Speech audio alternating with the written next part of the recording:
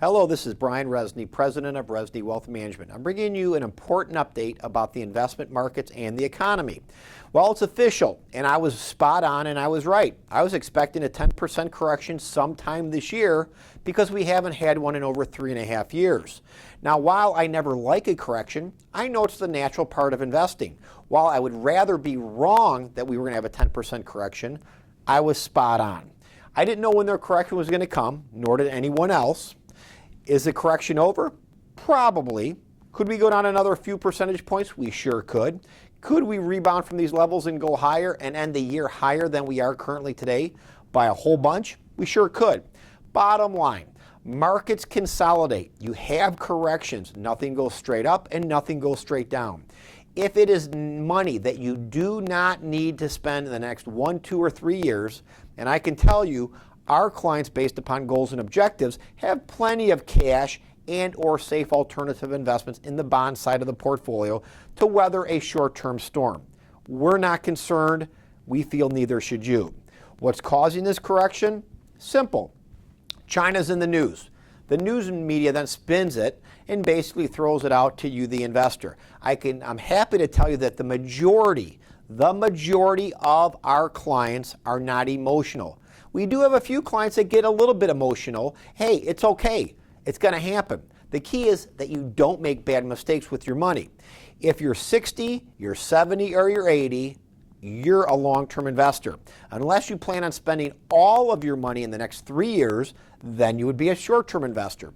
But if you're 80, you need a few thousand a month out of your portfolio, and you've got plenty of cash or cash equivalents or bond type things in your portfolio, you could weather a short-term downward 10% with some of your money. It is going to happen. By the way, when the quarter ended, the second quarter of this year, most people didn't realize long-term bonds were negative 5 or 6%. Negative. Nobody talked about that. They're now positive for the year, but they can again turn negative.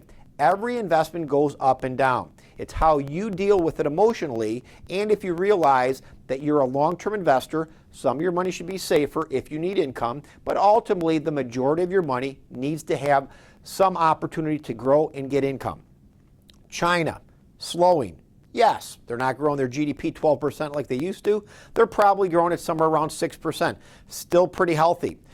One of the questions I've received from a client, what about the devaluation of the yuan? They devalued at 2 or 3 percentage points. Very small. The yuan actually, as currency goes in real dollar terms based upon interest rates over the last 3 years, is up something like 15 or 18%. So the bottom line is they needed to devalue it a little bit to get it back in line and in check. I don't think China is going out of business. I don't think the U.S. is going out of business. But unfortunately, too many headlines cause investors to do bad things. By the way, are individual investors like you causing all this market turmoil? Absolutely not. I would say my estimate is 2 to 3% of investors are emotional. They're going to make exactly the wrong move at exactly the wrong time, and they always do. These people never make any money, and they make a lot less money long term. Who's causing the volatility? It's called Wall Street. Computerized trading that basically magnifies some of these ups and downs. I see no more volatility today than when I started 28 years ago, but you're going to hear about it more because of news media, and I talk about that all the time. I don't see a recession. We look at our indicators. We look at housing, unemployment, a lot of things that are really going on in the U.S. economy. We're doing pretty darn well, and we're growing in a nice path.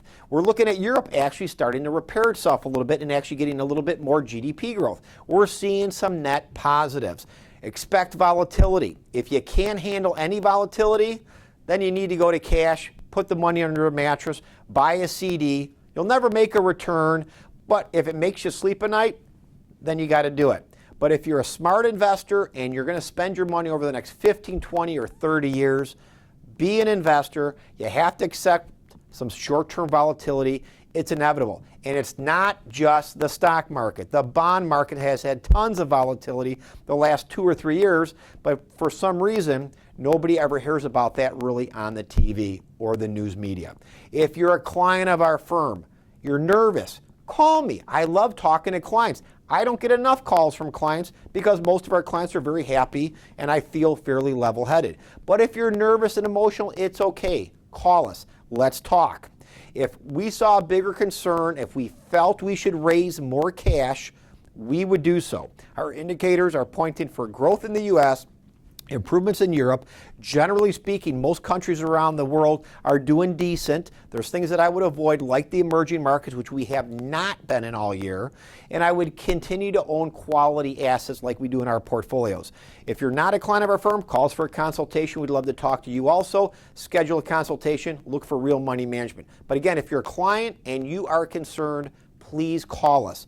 I love talking to our clients, and I like getting you on the right track so you sleep well at night. Make sure you have yourself a safe and profitable day.